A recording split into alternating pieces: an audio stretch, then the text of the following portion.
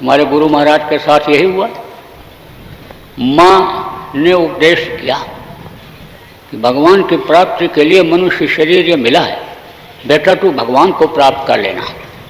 छोटी ही उम्र में पिताजी चले गए। गुरु महाराज के पास रहने का 40 साल का मौका मिला।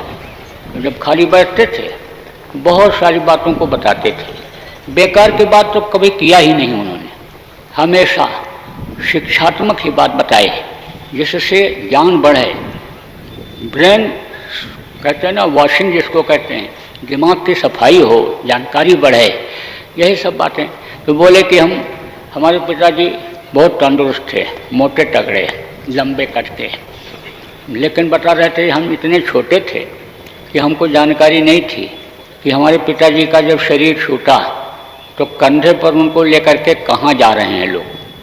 शमशान घाट की तरफ जब लेकर के जाने लगे तो हमको भी एक आदमी उंगली पकड़ करके शमशान घाट तक ले गया। और वहाँ पर चिता जब बनाई जाने लगी तो गुरु महाराज बताए कि जैसे सब बैठे थे ऐसे मैं भी बैठा था और हमारे समझ में नहीं आ रहा था ये सब क्या हो रहा है।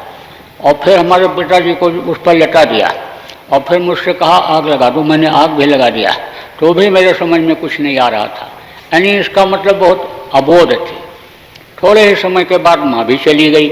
माँ जाने लगी तो बोली थी कि बेटा भगवान की प्राप्ति के लिए ये मनुष्य शरीर मिला है तो तुम भगवान की प्राप्ति कर लेना।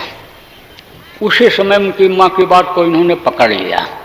बड़े भाई थे, भाभी थी, लेकिन उनकी नीयत जमीन जायदाद इनके हिस्से की थोड़ी हड़पने की थी। तो नीयत खराब हुई तो इनको लगा कि कहीं ऐसा ना हो जान का खतरा हो जाए। कहते ना, कभी भागे मत कभी मारे मत, यानी कभी जब जान के ऊपर आफत आवे तो निकल जाना चाहिए, फिर जान नहीं देना चाहिए, जान बड़ी कीमती होती है।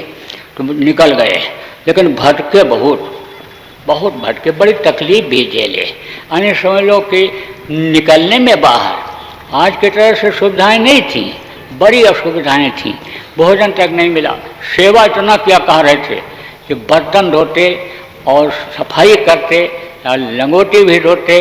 किसका? महात्माओं का, संतों का, फकीरों का, कि कहीं से वो रास्ता मिल जाए कि जिससे भगवान मिल जाएं।